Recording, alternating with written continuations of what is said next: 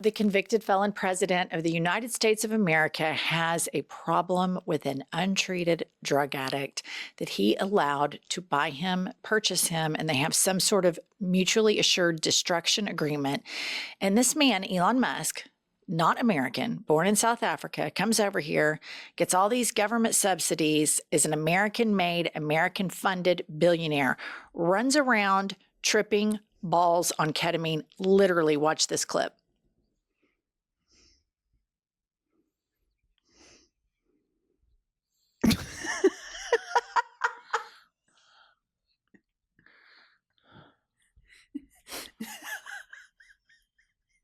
What are we doing? What are we doing here? Literally 4 months ago, I felt safe as an American. I felt like I could walk on an airplane and that Pete Buttigieg made sure that that shit was in check. I knew that the federal government were testing things that needed to be tested for my safety.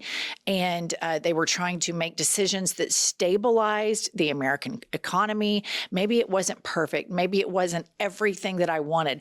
But I didn't have to worry about an untreated drug addict running around with a camera while he's literally tripping balls on ketamine while he's dismantling our government. And let's not forget, he let his little goon squad hack into stuff and give it all to Russia, which I think constitutes, call me crazy, but in the America I lived in 4 months ago, that's immediately you get arrested and charged with treason. Right. No. What happened to that? It's insane, the lack of accountability that it's not even a government agency. There is no oversight. I mean, Russia's running around with our secrets. They're hacking into all the privacy stuff. He's tripping on balls, impregnating people off Twitter. And it's like everybody's acting like it's normal. It's not fucking normal, people.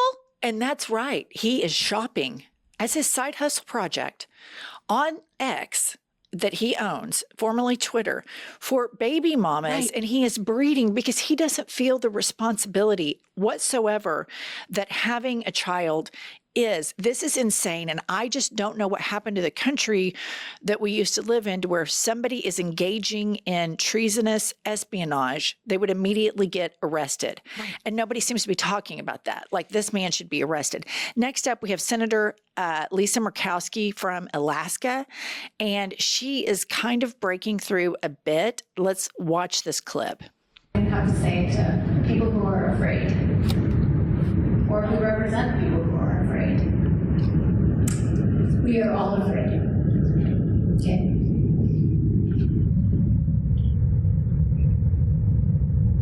It's quite a statement. But we are, we're in a time and a place where I don't know, I certainly have not been here before.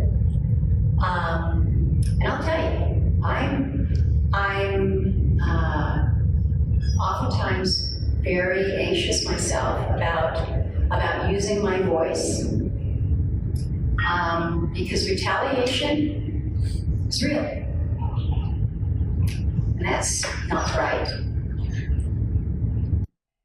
Okay, that's all the more reason to use your voice. Mm-hmm. This is a moment in history where people are going to stand up and do the right thing.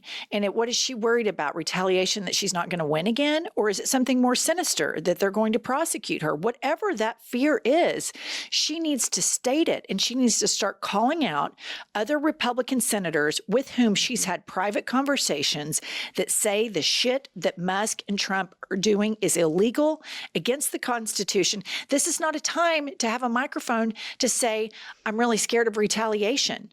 No, absolutely. I thought this was, I mean, yes, I'm happy to see a Republican is recognizing it, but what she should be saying is Donald Trump wants to be a dictator.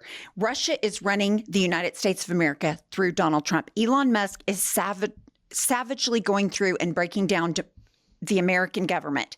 We need to impeach Donald Trump, Pam Bondi. I mean, the list goes on. And I don't think there's anybody more protected than a United States senator. I mean, she has every protection you could ever want. And so for her to say, well, I'm scared too, Lisa, use your voice. This is a time, stand up for democracy. I don't want to hear that you're scared. I want to hear that you're fighting. I couldn't agree more. And I think it's time for moderate Republicans like her that have the conviction and the clarity and the decency and the dignity to stand up and say, I'm not going to be bullied because the Constitution still exists and I'm going to fight for it. This is not about red versus blue, Republicans versus Democrats. This is something that's entirely different. The American government has kidnapped somebody who was here legally, who joined a union and had been here for 15 years and shipped him to a concentration camp. How are the people that did that not arrested? Right. How? How is Elon Musk not arrested? How are the people who engaged in this not arrested? But I'll tell you what they're doing is they are embarrassing themselves on the world stage, the JD Vances and the Donald Trumps, because in their macho, I'm an insecure man trying to act like I'm not insecure, MAGA bubble world, all this tough guy, immature shit works. It works in that little segment of American culture. When you take it outside of the American culture and you put it on the national stage, it goes over like a lead balloon, and people call it out for being immature, indecent, profoundly sophomoric. And this is what a Chinese attorney has to say about JD Vance calling Chinese workers peasants. The comments from the Vice President, JD Vance, calling the Chinese peasants. Where does that leave US-China relations and any sort of talks between the two presidents, do you think? Allow me to be very brief. JD Vance and I went to the same law school, Yale Law School. I was 20 years ahead of him, and I'm ashamed for the ignorance and the bigotry he demonstrated, because he called China the peasants financed them, the peasants sold them goods. Let me just make one simple point. The middle class in China is larger than the total population in the United States.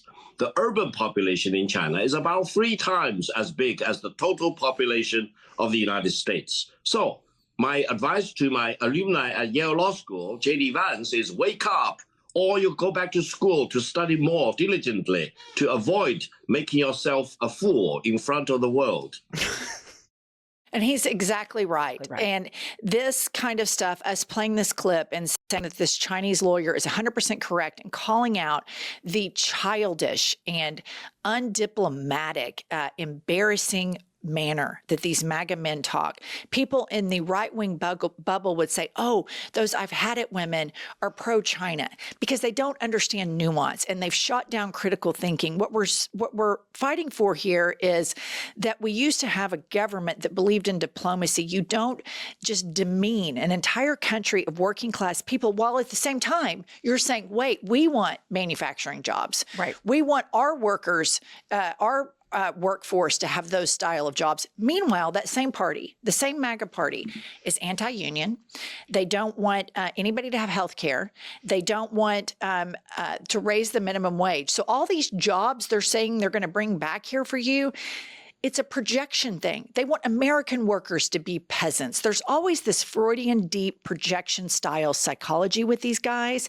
And I think the world leaders need to continue calling out this illegal, immoral, indecent, undiplomatic administration that has ascended to the top of the United States of America, because I don't believe in this and I don't stand for this. The human rights violations and the way they demean other people is just a nasty cruelty that is unique, and it is uniquely MAGA.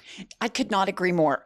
Donald Trump running around saying Canada needs to be the 51st state, and then JD Vance calling names and how they treated Zelensky. That is embarrassing. That is exactly the opposite of what American diplomacy should be.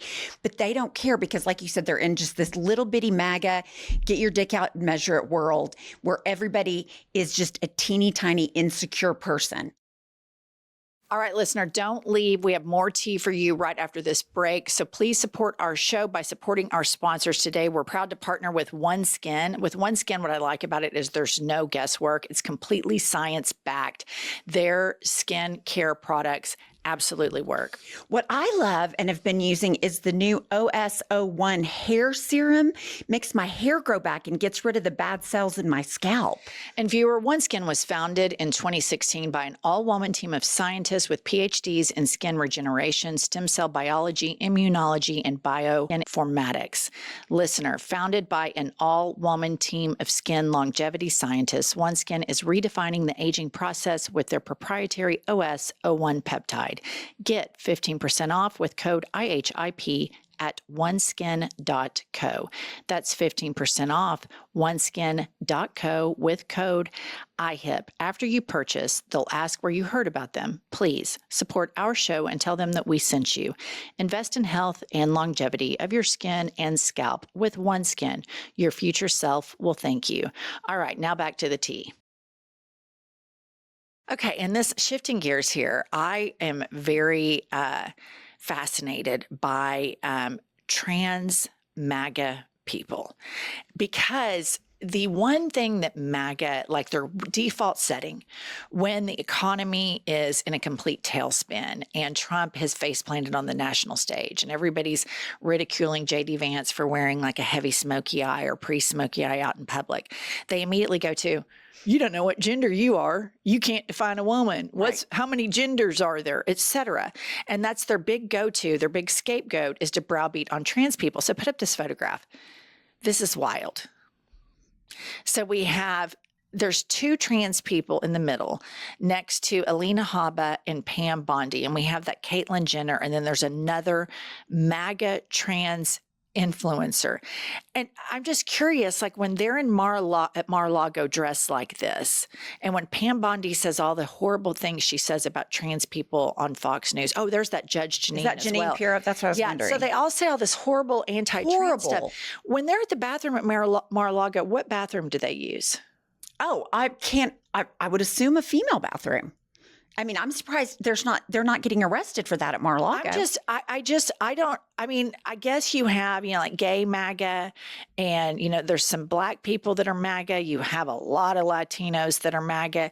But this in particular seems particularly striking to me because that's their default attack. Right. Even people in the MAGA bubble, like if they come across our video and we're Trump bashing, look at these two trans men. Right. That's like they think that's their big own. So I think that's just really weird. Moving along, everything Trump touches gets ruined. And nobody has been ruined as much as Mike Lindell, who, he went all chips in with Trump and put up this headline. The Pillow Guy CEO, Mike Lindell, told a court this week he's broke and he won't be able to write a check for all of the sanctions he's been ordered to pay. He says, I'm in ruins, and insists that he doesn't have 5 cents. So, this is what I have to say to you guys. Mike Lindell bites the dust, but I think there's another one that needs to bite the dust and put up this next headline. We can do a lot better regarding Elon, you guys. Donald Trump's escalating trade war has forced Elon Musk to hit the brakes and suspend shipments of Tesla parts. We all know Tesla stock is struggling. Elon Musk has been reported to, he's been overheard audibly crying in the Oval Office, like boodle baby Niagara Falls crying. Trump had to have a car commercial for him. And we need to keep applying pressure. This man is a Nazi. This man is inherently anti-woman per his text with Ashley St. Clair. He shops for baby mamas in the DMs of Twitter. This man is a disgrace to our species, to the country of South Africa, and to all of America and the globe for that matter. And we need to work harder to bring Tesla all the way down to the margin call. What's that magic number? $114. $114. We have work to do, and we need to keep it up. I'll tell you what. Everything Trump touches dies, including casinos. America, here we are. You've picked him. But, there is nothing. Mike Lindell believed Trump's lies. The January 6th Rudy Giuliani believed his lies. Rudy Giuliani. These men are ruined. Ruined. Financially, emotionally, everything about them is ruined, and Trump could give 2 shits. And they act like battered wives.